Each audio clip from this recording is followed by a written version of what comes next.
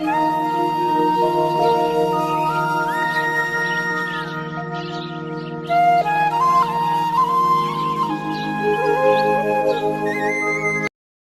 tidak punya nafsu, semua yang dikatakan dari wahyu. Nabi ngelola perempuan masih ngetikan saya ditakdir dicintakan sama perempuan. Coba perempuan kena sentuhan Nabi itu jadi apa? Coba jadi solihah, jadi muslimah, jadi dokumenter hadis. Nabi itu mencintai Aisyah, anak kecil. Corok ini saiki kena ham, kena semprinya Kak Seto. Nabi enggak saya puji. Nabi mendesain Aisyah karena cerdas. Coba sekarang semua utang jasa sama siapa coba? Aisyah, coba kalau Nabi tidak nikahi Aisyah, siapa yang mendokumentasi hadis tentang perempuan? Terus kowe ape ngiyasno Nabi cacilik, niru Nabi Aisyah. Cacilik struk iku iya. Bocah kok ngono. Paham nggak maksud? Kamu boleh berdalih, aku ngawin cacilik niru Nabi zaman nikahi Aisyah. Oke, mungkin secara halal enggak masalah, secara halal dinikahi ora demenan. Tapi nak muni seneng Nabi niru Nabi, coba hikmahnya Nabi dapat Aisyah. Berapa riwayat kita dapatkan dari Sayyidah Aisyah? Karena memang wong Nabi mau nikahi Aisyah itu Jibril datang membawa satu kacu. Kacu yuk, apa cara gini? Sapu tangan. Sapu tangan itu mati itu buka. Wah, setelah dibuka isinya itu Aisyah. Hadi zaujatuki. Ini perempuan istri kamu kata Allah. Terus kata anak Nabi, kalau Allah yang menghendaki pasti itu terjadi. Hasil ya ditakdir Aisyah itu jadi istrinya Nabi. Dan kita terima kasih sekali sama Ummul Mukminin Sayyidah siapa? Aisyah. Misalnya begini, jumlah air yang kita pakai mandi berapa? Jumlah mustakmal itu kayak apa? Makanya sehingga ahli hadis itu debat dengan fikih. Rata-rata kita ngikuti ahli hadis karena mustakmal di fikih terlalu ekstrim ya Misbah. Misalnya mustakmal di fikih, Ki Misbah wudu misalnya, dengerin ya, Ki Misbah wudu. Cipratan dari wajahnya Ki Misbah kena tangan yang sudah wis tak go nyawuk banyu. Kok cipratannya banyak? Ini kudiro mukhalifan karena mustakmal. Sehingga ini harus dibuang karena apa? Kena mustakmal. Yang kalau banyak dikira-kirakan sudah apa? Taghayyur. Tapi kata Aisyah, zaman ada orang yang seperti itu berpendapat, kata Aisyah, kata siapa itu tidak apa-apa. Kita mandi dengan Nabi, wa nahnu junubun, kita dua-duanya junub. Yatana wa bu ahaduna, tangan kita saling bergantian dengan Nabi di wadah yang satu. Dan itu semua orang pasti yakin takoturnya air mustakmal pasti jatuh lagi ke wadah tadi. Apa ke wadah tadi? Ya sudah, akhirnya kita tahu caranya mandi junub. Terus ada Maimunah itu garwane Nabi tapi ya serodok sepuh. Oh ya sahabat ya ono sing takok ngene Mas Abu. Ya Ummul Mukminin. Kula niku ndek bojo ayu. Niku nak ngambung bojo iku batal apa poso ta. Jadi iki rungokno. Jare udah iki lucu. Aja takok aku, Fari Nabi aku pas poso ora tau kambung, takok Aisyah. Mergo sing potensi diambung pas poso iku Aisyah mergo ayu. Gak ini cerita. Mbok Maimunah apa sapa pokoknya yang jenis gak diambung. Walhasil jika cerita ya akhirnya takok wis Sayyidah Aisyah ya Ummul Mukminin inna wa la yastakhiyunal haq. Allah itu kan tidak malu ngendikan barang apa? Hak. Apa orang ngambung istrinya itu membatalkan puasa? Ya Nabi qobalani Rasulullah bahwa soem biasa Nabi pas poso ngambung aku, tapi Nabi ya tetap pos. Itu artinya kan coba kalau enggak ada Aisyah, ya betakok sopo. Berapa ilmu yang kita dapatkan hanya, saya ulang lagi, hanya jalur. Kadang istri Nabi yang lainnya tidak tahu. Termasuk sholat. Aisyah tuh detail kalau ngendikan.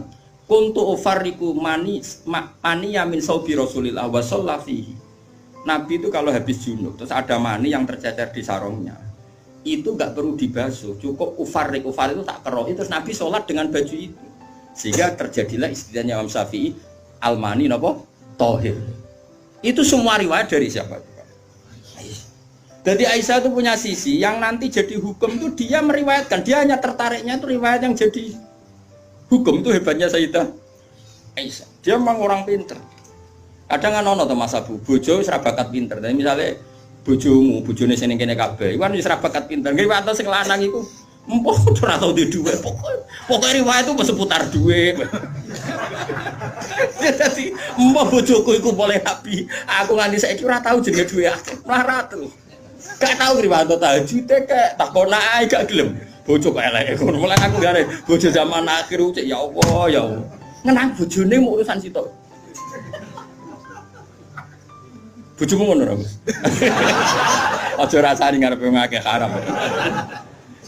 Jadi bandingkan dengan Aisyah. Bojomu kan riwayate ngono. Aku tahu seneng wis pindah Gus, 2 tahun seneng untuk warisan badan iku melarat malih. Aku bolak-balik suwani wong wedok. Cerita bojone mesti gak jauh-jauh dari bab duit. Cuma kadang dibahas halus meni rezeki, tapi maksudnya yo meni rezeki wis bahasa kamuflase niku. Artinya yo. Nah Aisyah boten nggih, Fuad. Aisyah itu ditanya, nak poso sunat itu oleh batalo ta ora? Sehingga tabiin kayak Masruq kayak siapa itu, kalau sama Aisyah hormatnya yang tanya ya lanang kadang jenenge Masruq. Rasulullah itu kalau puasa sunat gimana? Jadi Aisyah, ya Rasulullah pernah ngendikan gini, siyamul mutatawe amiru nafsi. Ya orang puasa sunat itu terserah dia, kalau baik ya diteruskan, kalau enggak ya enggak. Apa namanya puasa sunat. Terus takok sing sahabat tabiin tadi, mosok ngoten ya umal mukminin iya. Nabi ku tahu, esuk-esuk takok aku. Ya Aisyah ain dagi seun, kowe duwe sarapan sak cara Jawa. Mboten. Yo Nabi enteng saja idzan asumu kalau gitu ya saya puasa. Sehingga ini menjadi mazhab bagi Imam Syafi'i yang wajib tapi itu niat itu poso fardu. Tapi kalau poso sunat, kamu tidak wajib nginepno niat asal urung sarapan loh. Jadi misalnya gini, jam 8 siang kamu terbersit puasa boleh, asal bar subuh urung sarapan turun ngopi, bar ngopi ya ora oleh.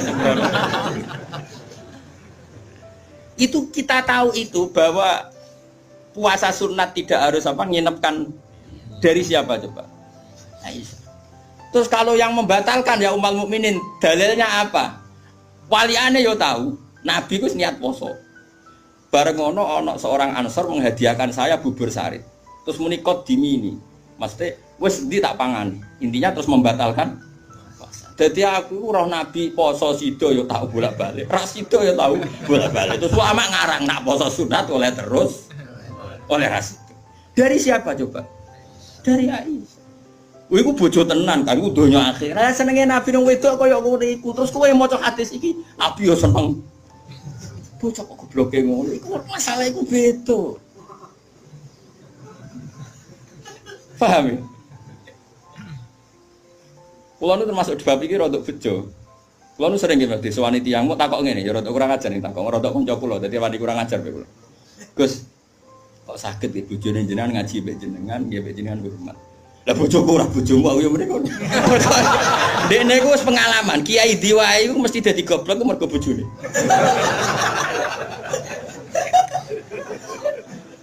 Kula Habib Hasyim Muzadi di antara pidato sing kula kenang mesti to. Dosa terbanyak itu perempuan. Berapa kiai alim menjadi bodoh gara-gara perempuan? Gara-gara bojone. Godene de kanca kiai iso maca Fathul Wahhab, maca Fathul Muin. Gara-gara dikeranyam bojone cita-cita mergawi. Akhirnya dadi wong goblok nganti mati. Mergo anggere mulang takok, "Ndak, kowe nak mulang terus waret." Terus suwen dikonokno iku terus akhirnya gak mulang. Lho kiai alim sing goblokno bojone akeh lho. Akeh mboten. Hafiz sing ralanya mergo bojone ya akeh. Kula di kanca hafiz sing ralanya tak takok, "Lho kula anggere deres, apa nak deres terus anak waret?"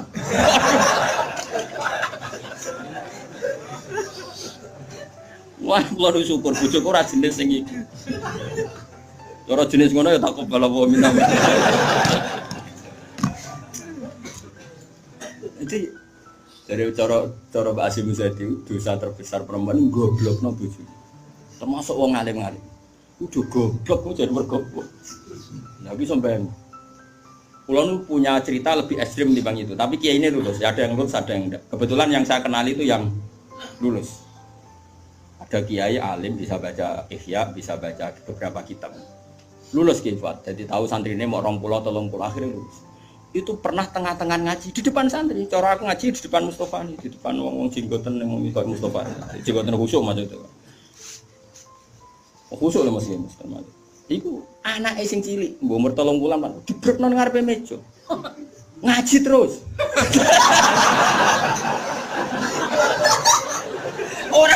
Umumnya nak ngamuk kan ngenteni ning omah gitu. Iku mboten diparani ning. Ning musala iku diparani. Umumnya bojo ngono lah nak ngamuk kan ngenteni. Iku ora diparani, anak dibrekno ning. Piye? Mane bojomu sing saiki wis apik. Wis maju lah. Wes bojo ngeri tenan.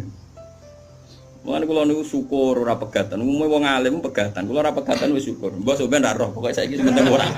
Mbok sampean nek karep pangeran sing roh. Sok. Imam Sibawa. Niku senengane ngarang kitab. Imam Sibawa darani Sibawa iku mergo ambune koyo apel. Ganteng Mas kowe.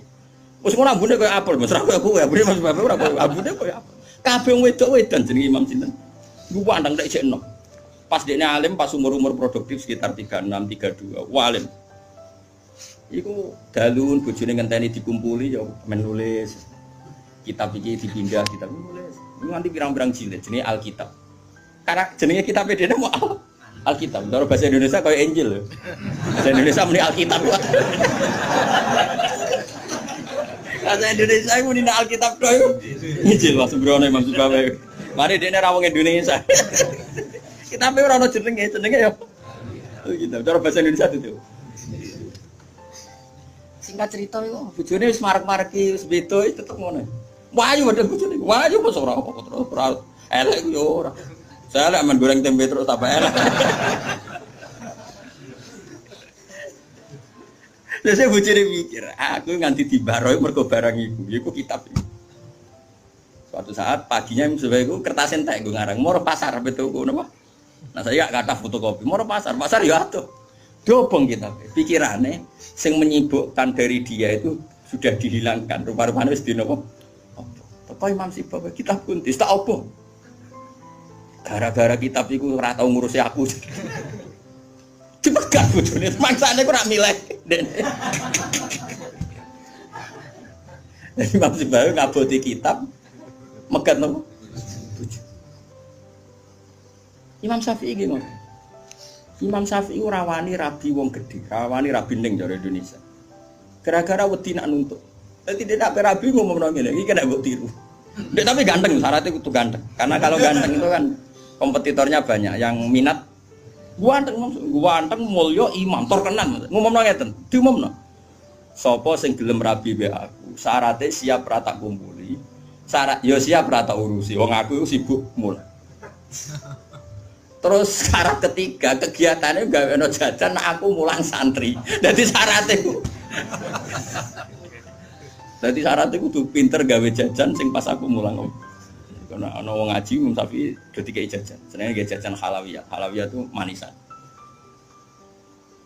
Walhasil ada seorang yang orang biasa itu ya min ahlil khairi wassalah siap dinikahi beliau tanpa syarat apa.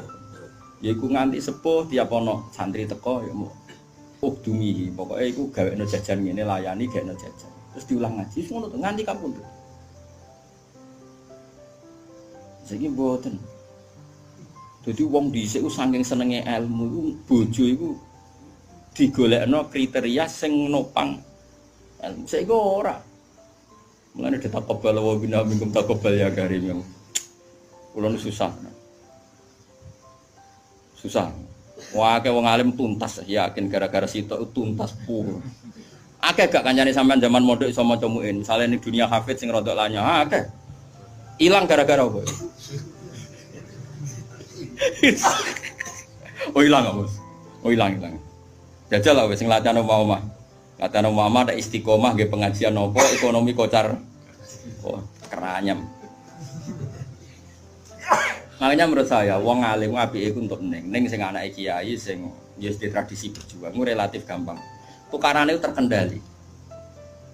Misalnya, tapi tidak harus ning gede loh. Pokoknya ya, sing di tradisi berjuang lah. Bahwa hidup itu biasa berkorban untuk nopo berjuang. Kalau ndak itu habis gitu. Kalau nu ngerasa non, tapi tidak harus anak kiai gede buatan. Pokoknya anak yang soleh lah.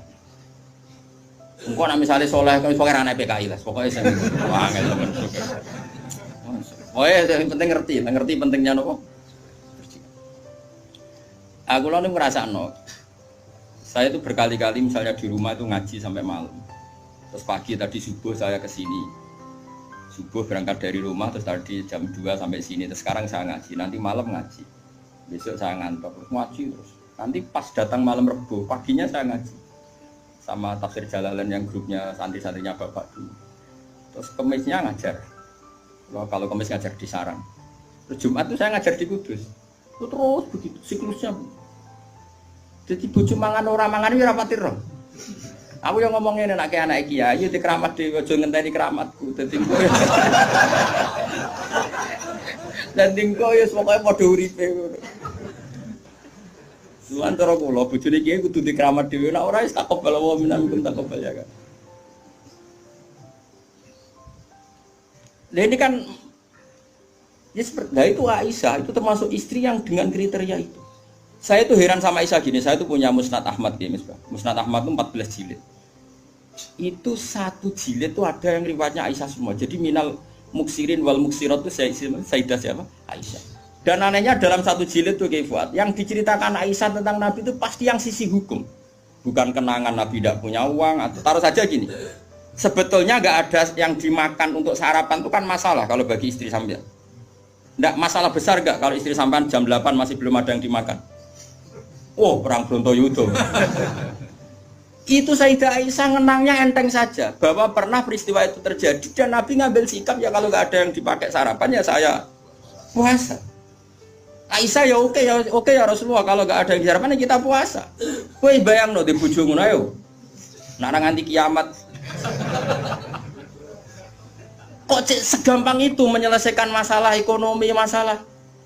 Dan itu Aisyah cerita ada dalam konteks dia kecewa tentang keuangan Rasulullah. Cerita dalam konteks bahwa puasa sunat itu udah harus nginep niat. Buktinya Nabi pernah puasa setar setelah ada informasi gak ada yang dimakan. Coba kalau gak orang bener-bener sholihah. Ayo bojomu kira-kira dia mafhum ngono ta ora?